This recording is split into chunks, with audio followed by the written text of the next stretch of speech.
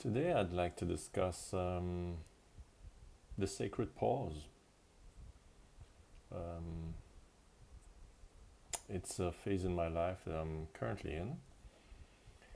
Um, why pause? Because somehow my life's put on pause willingly. Um, it's type of a death rebirth kind of situation, which makes it sacred. Death and rebirth in terms of identity, life path, um, energetic embodiment. So it's kind of a switch. I'm still the same person. I'm still myself, but underneath that, there's a lot of change that's happening, and it kind of coincides with a period where less is going on outwardly, so which can also be a bit deceiving because energetically or mentally or spiritually, all the unseen aspects of the self, there's actually a lot of things going on. It's kind of a powerful, very potent time in my life. I feel that based on the algorithms of my social media accounts, it seems to be that there's a significant number of people that seem to be in the same kind of energetic shift, pointing perhaps towards collective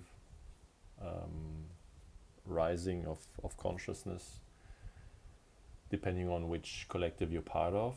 I think there might be a separation and of timelines, and but I feel that there's a significant collective that is going through not a rough patch, but something like a rebirth, which is never really always pleasant. It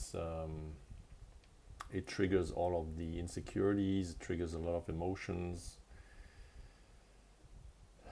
but it's a crucial time where everything that is left to be triggered will be triggered, so that it can be cleared, because it cannot come with us in whatever comes next.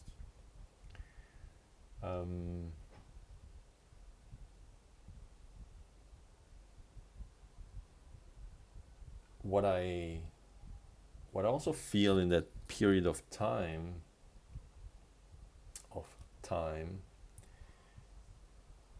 is, because outwardly there's not much going on,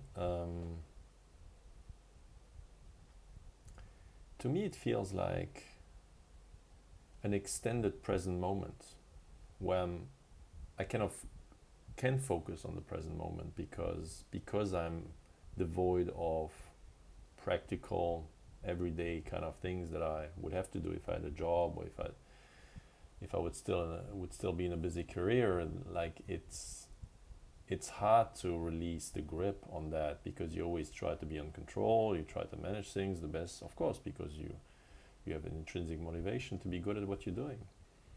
But that kind of disables you to sink in the present moment and to recognize deeper aspects of your life. At least that's what I perceive it. I don't think that I would be able to go through what I'm going through had I still like a 9 to 5, because it just takes too much mental energy, and then you need to recover in the evening from that mental work, and you're just busy recovering instead of being busy sinking deeper. At least that's how I perceive it.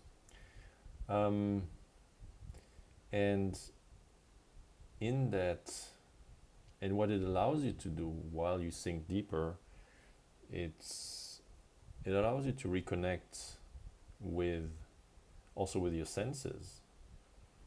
With a 9 to 5 or a traditional job, you're kind of almost on autopilot, and it kind of rides you. The life rides you instead of the other way around.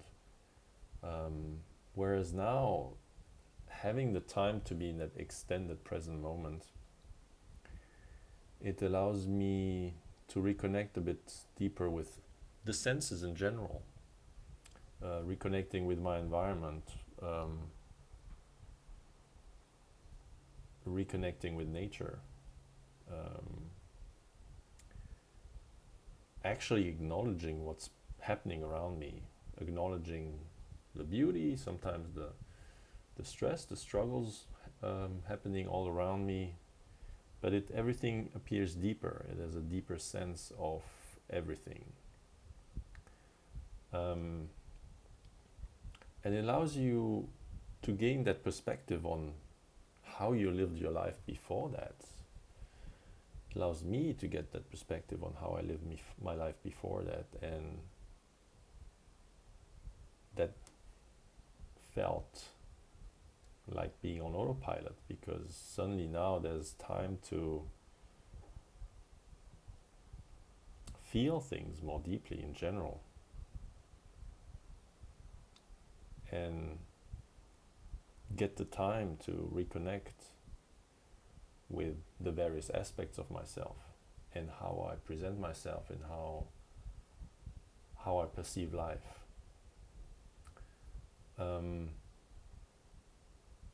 And this, what I perceive as a collective movement or a collective rising in consciousness, at least considering a particular collective. I'm not speaking about everyone, but at least as I can perceive it, there is a collective that's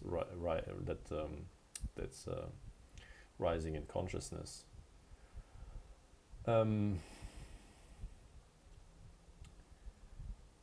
It's almost like we're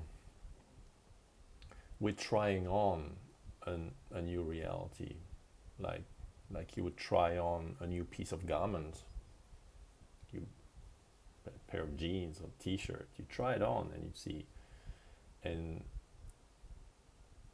you try it on with heightened senses, a real trying on, not like oh yeah, thinking about oh yeah, I should be different, or oh, it would be great to be like this, or it would be great to have a life like that, and kind of a very superficial exploration of your dreams. No, this is like a real life trying on a new suit, a new identity,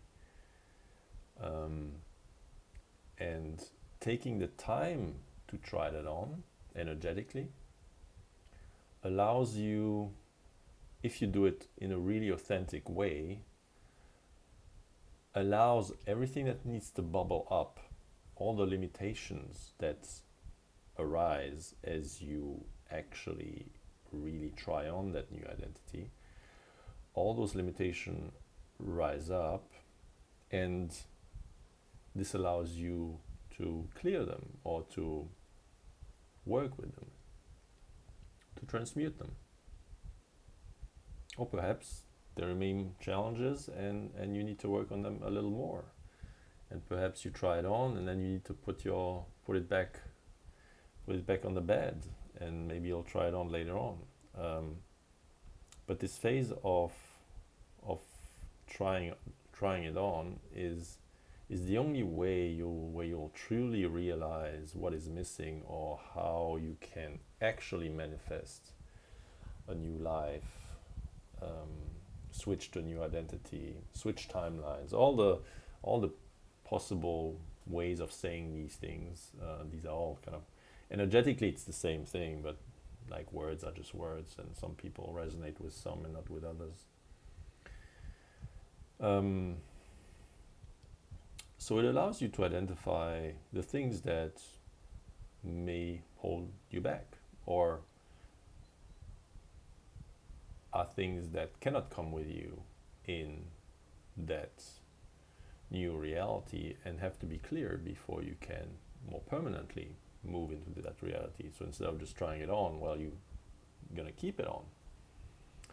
But as you try on something, something might scratch, or you're like, oh, hang on, what's that? Or you need to cut off the label, or something like that. It's just an analogy. And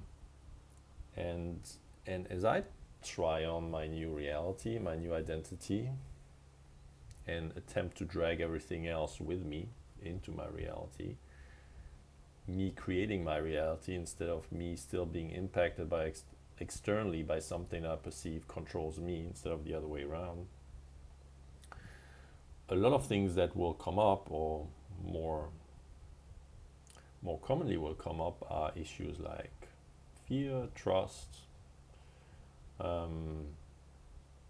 safety. Do I feel safe? Do I feel truly safe? Physically, emotionally, in general, safe. Am I safe am I safe in that new identity? Does it feel safe? And is there a different way to perceive safety in those two identities? Safety in my old identity might be, well, do I have enough money on my bank account? Am I physically safe? Do I have a place to live? That might be a way to perceive safety. In my new identity, that triggering of safety, I felt that my old way to define safety was actually the thing that has to go.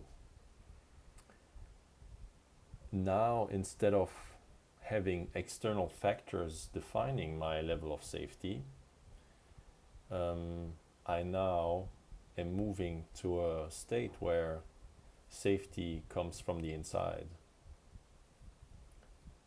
With every single aspect, with every single limitation that's going to come up, typically a common denominator will be that, hang on, for that particular limitation,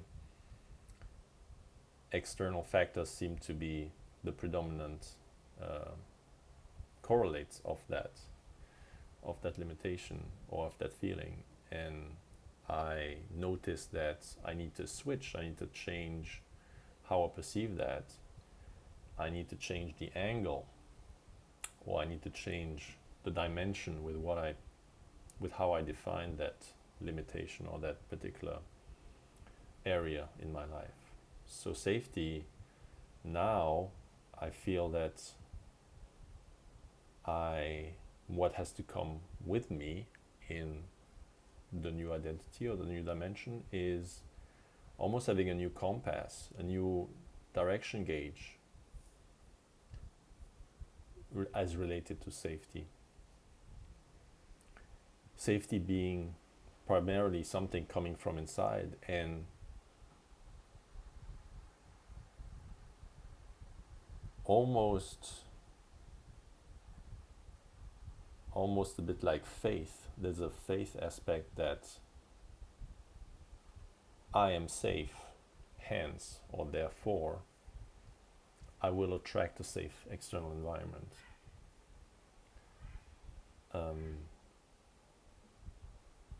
What is in my bank account or my living conditions are not the defining factors for my safety.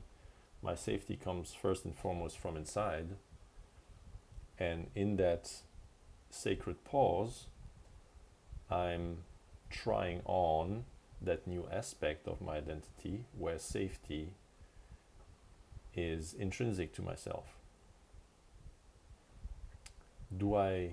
And that's where issues of faith come in. Do I truly trust that I'm safe? How strong is my faith? If something external happens, how much of a ripple effect does it have on my perceived internal safety? And there are some ripples, and I think no one could just like slip into that new identity and everything works perfectly. It is when you try it on, that's the true test, and that's the true development. It's the true last phase. Everything else has been done. You've done the hard work if you're in my collective or in our collective. But now it becomes okay. Now it's the last piece. Like you worked on on a beautiful dress, and now you actually have it on, and now you're just looking at the last little details so that it's a perfect fit. So it's although it's, I would perhaps call it details, these are very, very important details. It's the last piece of the puzzle.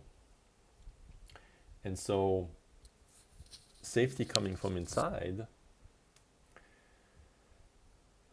suddenly also allows you to be more rooted and perceiving the beauty around you, being in the nature. And as you work on that inner safety, or on the inner groundedness of your safety, instead of looking for external factors or determinants of your safety,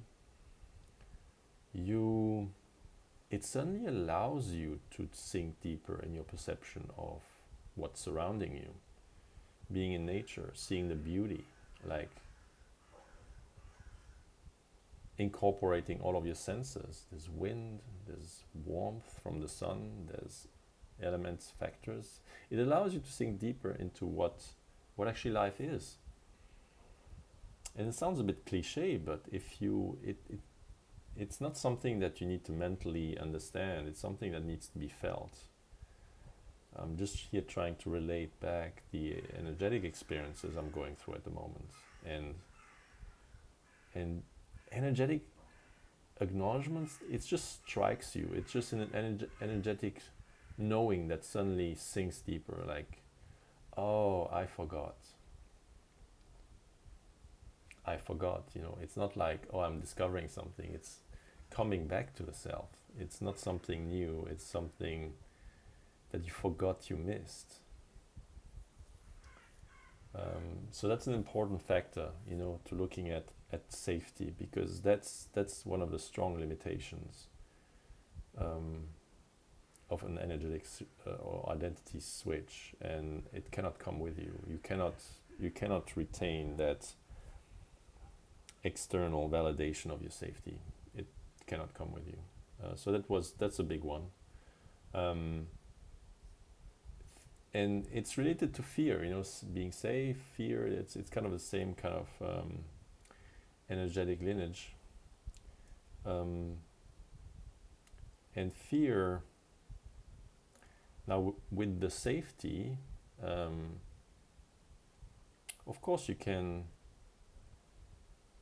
do a lot of that trying on by yourself. It's almost like a meditative state, as a higher consciousness, sinking deeper into your identity and realizing, oh, where are my issues with safety? Do I feel safe? Yes or no? How can I improve things? But then also, as soon as you interact with people, which we do as humans, a lot of things are being projected onto you. Then suddenly you might have a larger family, or you might be surrounded by family or a lot of friends, and you're trying on that new identity. You're trying to pull yourself into a timeline shift, and then limitations that come from the outside would be projected fears, projected triggers. You talk to people, you say, oh yeah, I'm working on this, or people realize, oh, you're changing at the moment, what's happening, and oh, you don't have a job right now, like, oh, how's it going financially, oh, are you looking for a job, or have you already found something? These are all projections then that you also have to wrestle with. So not only do you sink deeper in yourself and things are bubbling up from that are kind of intrinsic to you, intrinsic to your mental makeup, but then you're also bombarded by things that you're trying to focus on yourself, and then suddenly you go out, and then suddenly from left field there's some questions or things that kind of bother you, like, oh, hang on, I'm on my trip here, like, why are you coming with your questions? Why do you come with your criticism?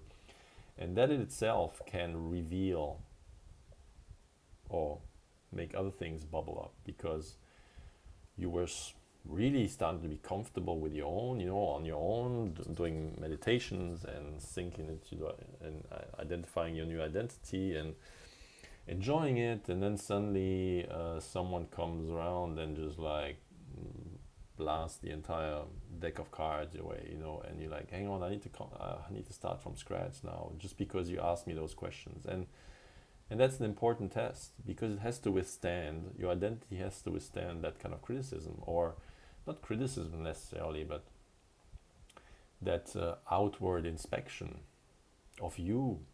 And perhaps there might be people that you interact with right now that cannot come with you in a new identity, because they're just too caught up. They're just too. Like their old identities are too solidified, and then they have no intention, or no, they don't want to change. They're in that comfort zone, in their own comfort zone, where they have their own little determinants of safety, and they're never gonna. They're not comfortable enough trying to morph into something else. It's just too unsafe. They're unwilling to leave their comfort zone. And interacting with these people in your next environment is very, very important, because you need to withstand that, and that in itself is going to determine, or there's a process of determination whether something or someone can come with you or not, or how a relationship will have to change or evolve based on your new identity. So that's really important, just to deal with projections, from external projections, that will trigger potentially inner things to come up. Then also aligned with fear and safety is trust. Trust, of course, is related to safety, but it's also a deeper trust of, well, safety is kind of related to, again, inner groundedness, your safety kind of coming from the inward to the outward and attracting a safe environment. Trust it's more expansive. It's more, of course, you're dealing here with a new identity, but your new identity is interconnected with a larger reality. So your new identity is linked to a timeline shift, to a new life, which includes all of the rest as well, all the external factors. And what I mean with trust here is, what I perceive is how this triggered what was bubbling up is, or do I trust in, it's more like a high dimensional trust, is, do I trust in the goodness of the universe? Do I trust that I'm on the right path? Do I actually trust this process? Or am I just bullshitting myself? Like, oh yeah, I'm just going to timeline shift and create a new identity. And so do I trust that my perception of reality, that this is how it works? That you just have an identity that will attract other things to you? Or that my inner safety has or dictates my outer safety? Do I trust in the process? Or am I just trying something because it sounds cool? So it tests your trust, because it will, as I said, all the external projections will trigger those kind of things. They say, are you nuts? Like, what are you doing? Like, so you're going into a process, and then there's also the trust that how you think the universe works, or energies attracting other energies, repelling other energies. Do I truly trust that? Or was I just bullshitting myself? So there's a deeper aspect in that trust of, this is how the universe, the divine, this is the inner workings, this is the mechanics, this is, if I do that, that happens. Now, of course, you can call this kind of, there's a magical, like, spiritual aspect to things, but this is nothing else than the inner workings of the universe. it's not because we don't understand it scientifically that it's not like has not a mechanical or a law attached to it. You know, there might be laws in the universe that we don't understand yet because we cannot measure these things. So is there a trust in that this is how it works, even though you can't understand it? So this is also like my trust was definitely in trust, faith, very similar. You know, it's all overlapping terminology here. Definitely tested in these times, in these days, because I'm still in that sacred pause. You know, I'm just relating how I feel. I'm not trying to teach anything here. I'm going through it, and I'm just relaying back what I energetically am living through or experiencing, and hoping that somehow it resonates or helps or has some kind of impact. And that's me trusting in that if I feel I have to do this, it must have a reason. There must be a reason to what I'm doing. There must be a reason to me recording this. That's me trusting. And so when we talk about these things like fear, trust, it also a similarly kind of related term is embodiment, or new identity. You might talk about manifestation, and true energetic embodiment of my identity, which I hopefully can define objectively meaning from my higher self, me being attracted to a particular, there are reasons why why I'm attracted to particular things, and I trust that it directs me towards my true energetic being and embodiment. So I'm trying to embody what I'm attracted to, because I recognize the sacredness behind it, and I'm trusting that I'm attracted to the right things. Again, coming back to trust. And so this embodiment makes you then, you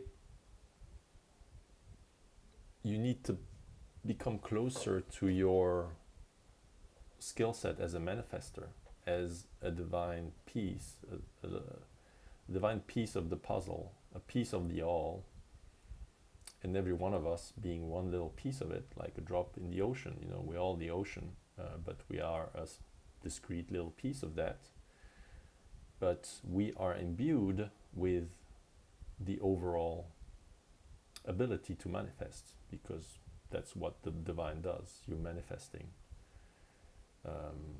Again, coming back to the concept of whatever like everything derives from my eternal energetic being. Everything else will be manifested from that. So there is all of this is an exercise in true energetic embodiment. Coming back to the analogy of trying on something. So I'm trying on an energetic identity, embodiment. So it's not that we just try it on outside, but you're literally trying on that identity. You are channeling, or you are vibrating at an energetic frequency of the self, of a higher self. You're raising your vibration. And coming back to outer projections coming from other people, external environments being projected onto you, potentially criticizing what you're doing, or at least noticing that there's a change, and that triggers their own fears that are then projected onto you.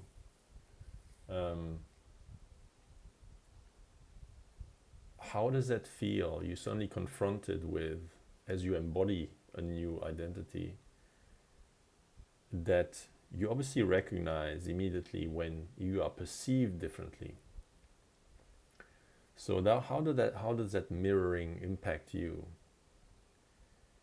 because I'm sure you are very alert to energies, and you're probably an empath as well, so you know probably how people feel or think, and you are self-aware, so you know you come in as a new identity as you try it on, and you cannot just leave it at home when you go out. You have to really try it on, and you experience how people react to that.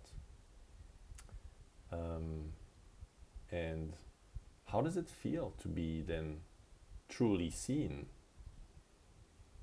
And when I say truly seen, obviously, of course, you've been truly seen in the past, but it's completely different to suddenly like switch to a different identity or slip into something that feels so much more comfortable.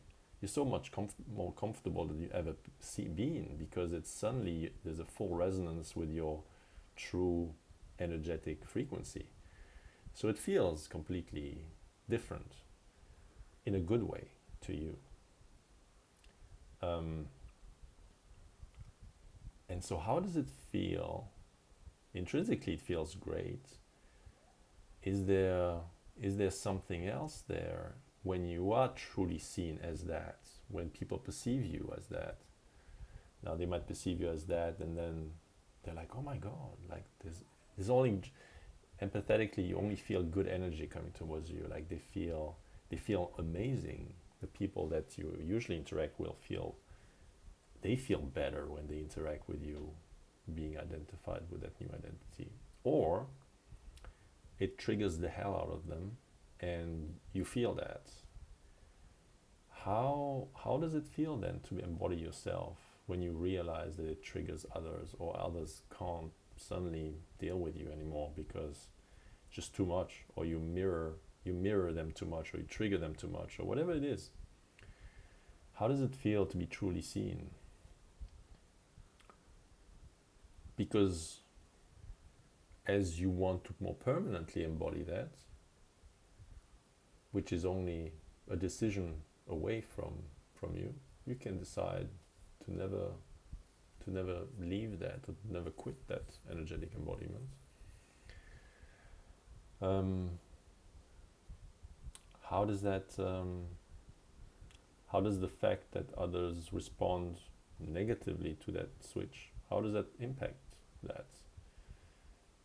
Are you resistant to that? Does it impact you?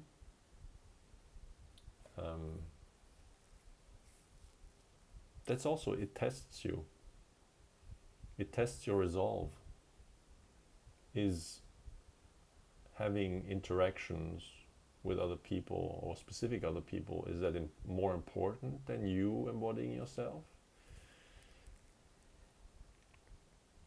You will start to draw a hierarchical thing, and true energetic embodiment should be at the very top. Nothing else should trump that. If something or someone is incapable of dealing with you as you are truly embodied, well, I would say that per definition it's not meant to come with you in that new reality that you're creating.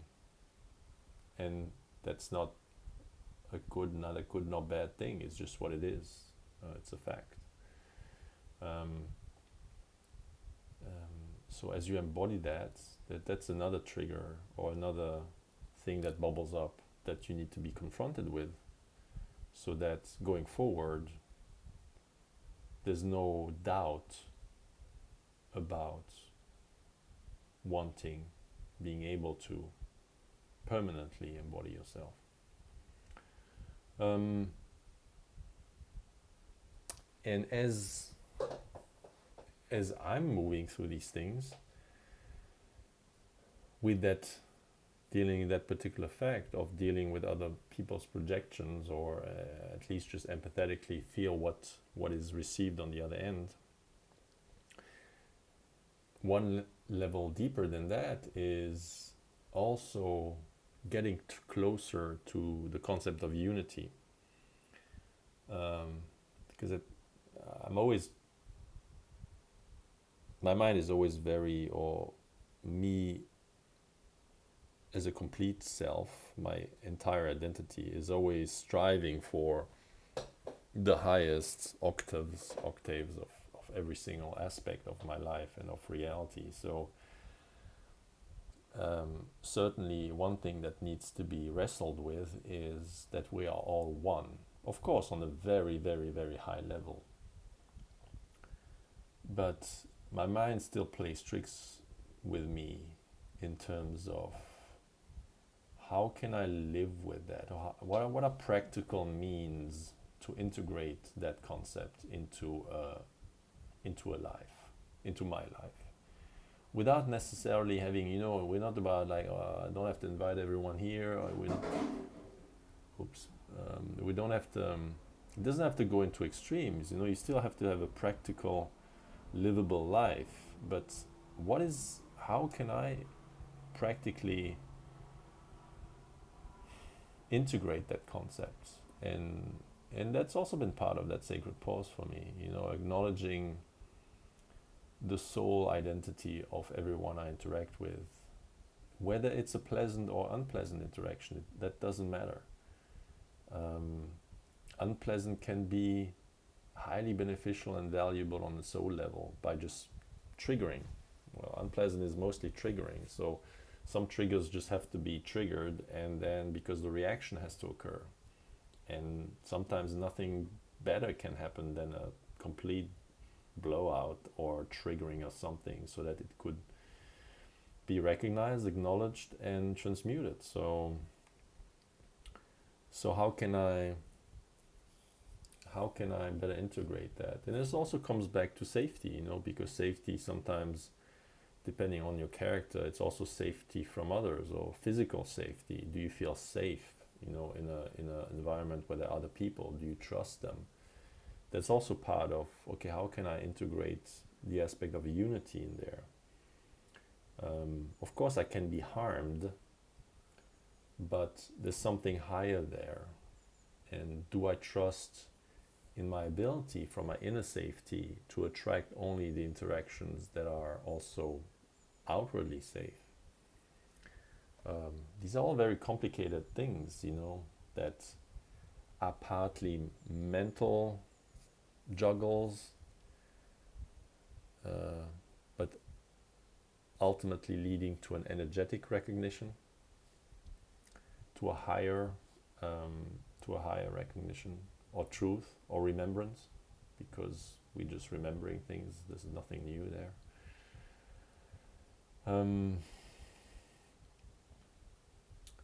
And that aspect of unity, of all being one, although I'm, all the teachings, they're all circular. We're never closing the loop. It's just a spiral that goes up, and typically we go round and round and round, just on higher levels. And that wrestling with the fact of unity, everyone's a soul, and how safe do I feel where there's still free will from other souls to do harm or to hurt me or something like that.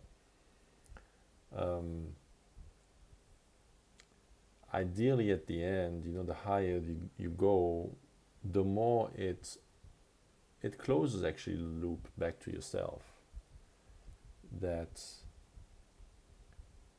again, at the highest octave, we are truly just one mind, one consciousness.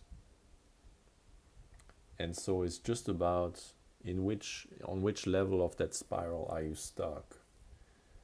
And of course we can't go all the way to the top in that physical incarnation. We can potentially move higher in higher dimensions once we pass, and once we're not incarnated in flesh anymore. But what's the highest? My reflection is, what's the highest I can achieve while still being a functional human incarnated soul? And I haven't really found the answer to that. I'm working on it. There's nothing's ever set. But there might be new revelations as we switch into a new timeline, and as we are collectively rising in consciousness. I think we will be able to reach a higher level of that recognition of being different drops in the same ocean, still recognizing that we are the ocean. Right now, we just, if you're looking at the world, you know, everything's so divided, whether politically or otherwise. It's just everyone's just no, hang on, I'm a drop. No, don't tell me I'm the ocean. I'm just a different drop than you are. And by the way, you look different. I mean, I'm a clear drop, and you are kind of you have a different color. You know. So hopefully we can move or transition into a way of living collectively as in a human society where we are getting closer to that concept of unity, at least on a theoretical frame. Again, that there are limitations, intrinsic limitations to being reincarnated, but I think right now we're very far from optimizing the integration of that concept in human life.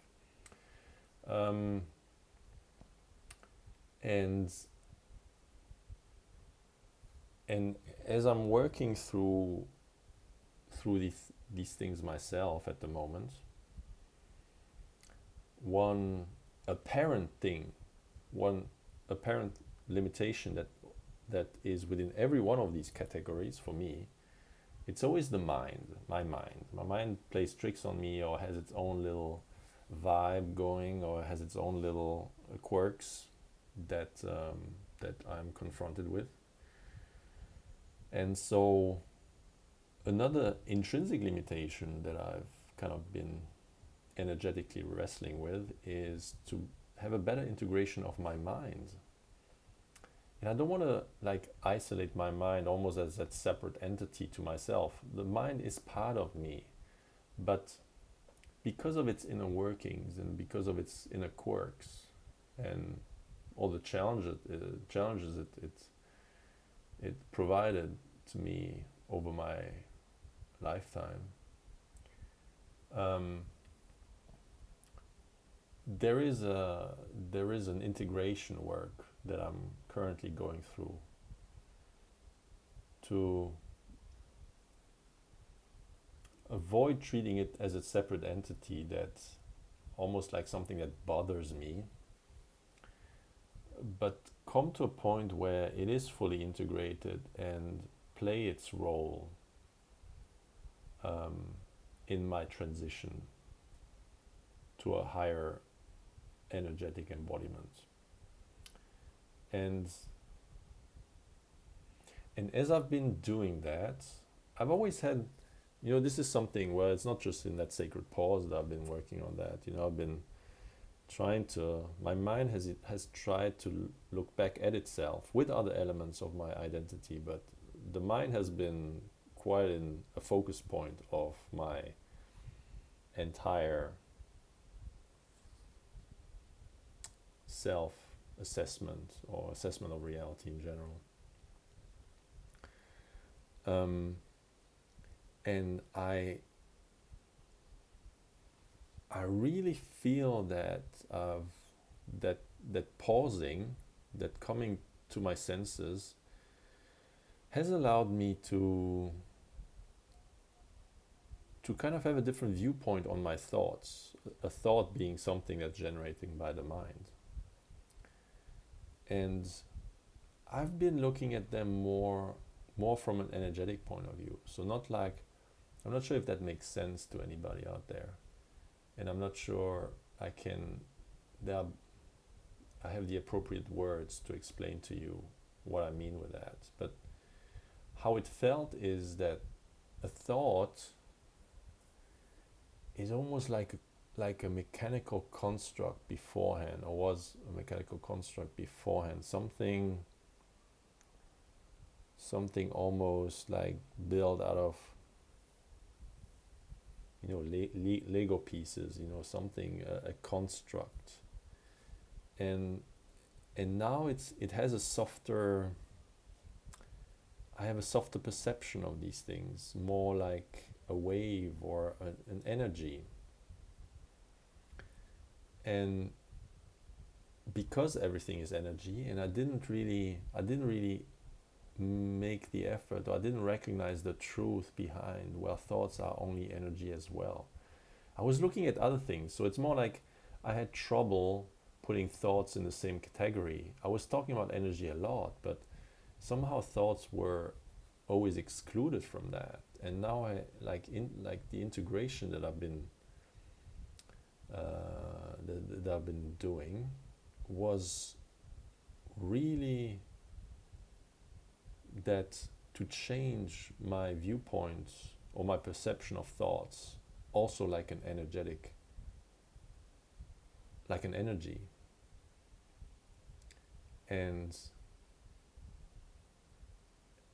in the past, it was more like, oh, I shouldn't think like that, or I shouldn't think like that, or I'm trying to remove thoughts that are not constructive, or thoughts that are too critical, or like I'm a perfectionist, so oh, you shouldn't think like that, or oh, I have the thought, oh, I don't have enough money, I should be doing something, I should be looking for a job. For me, it was like a hindrance, but I didn't, now I perceive it more like the energetic thing that it is. It's like, oh, I'm trying on, I'm embodying that energy, and oh, it's almost like a little distortion, like you have something on your screen, you're channeling that energy or that frequency or that channel, you're seeing a picture, and suddenly there's a flickering. So that's how I perceive the thought now. I'm like, oh, well, hang on, I've allowed another frequency to come in. I'm not going to label it as good or bad, but it was a distortion, an energetic switch. There was something in there, a distortion.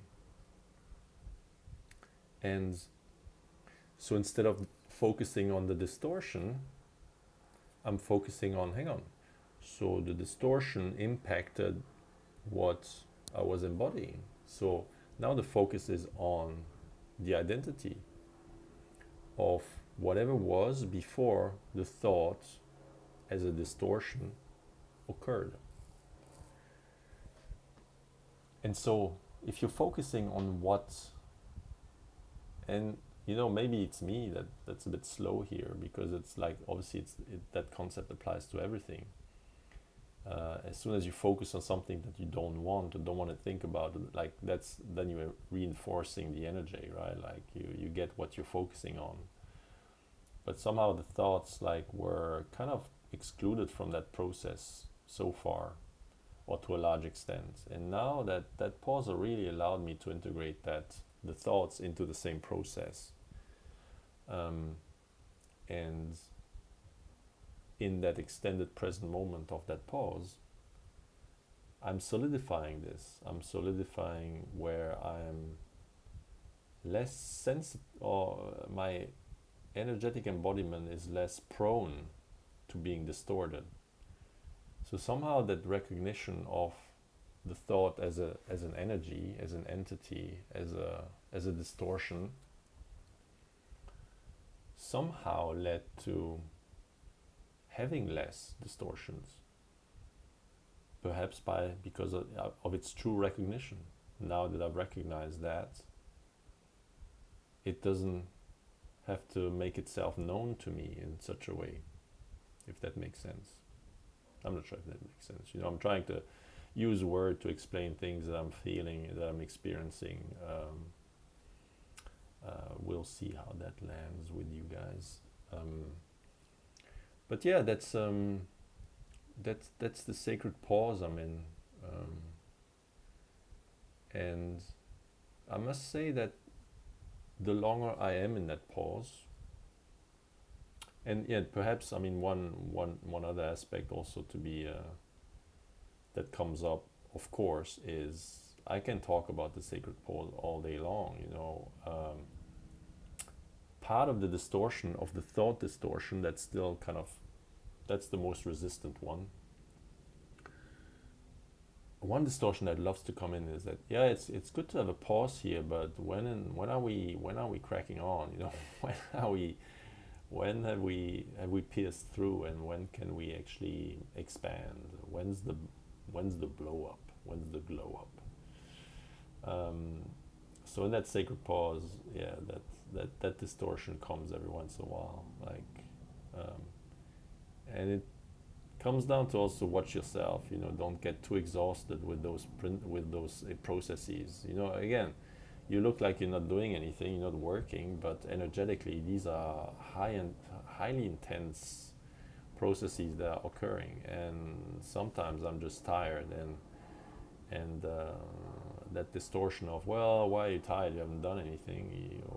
We're doing a lot, and if you believe it or not, I mean, everything has cosmic significance. So we're dragging not ourselves, but we're dragging a whole lot of people with us.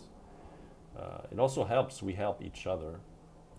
All the collective that that's attempting to achieve that timeline shift. We all pulling in the same direction, so that works. But yeah, we need to be cautious not to exhaust ourselves. But yeah, as I sink into that, as I am in that sacred pause, I realize that I don't want to be anything else. That's what another thing that secret pause allowed me to do was, beforehand I was caught in my identity, and as I said previously, it was like I was on autopilot, and it's hard to realize how much of an autopilot thing is going on in your life until you stop. Now you need to go against it feels uncomfortable, but suddenly you realize, oh my God. And a certainty that has trickled through is certainly that I do not want to put the old costume on. It has solidified my resolve for that identity and timeline shift with others.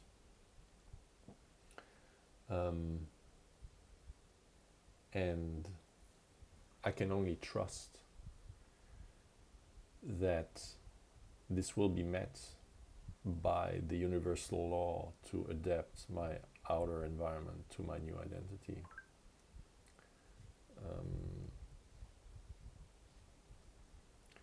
So I have no intention to go back to Jesus.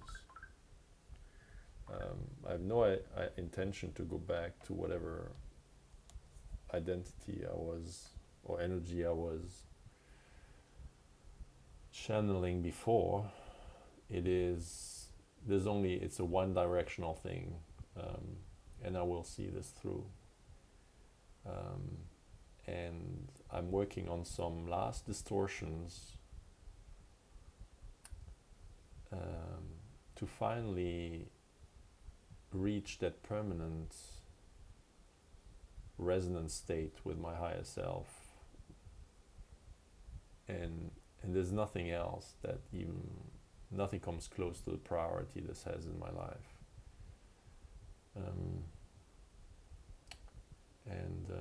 I hope that if you're part of the same collective, I hope that you give yourself compassion whenever you trip or you fall, or there's a distortion, or your resolve, your trust is tested, your trust in safety. We just need to get back up again. It's fine to fall. It's fine to go through these hurdles. That's ultimately what it's like. It's like a metal that's being forged. It has to be tempered.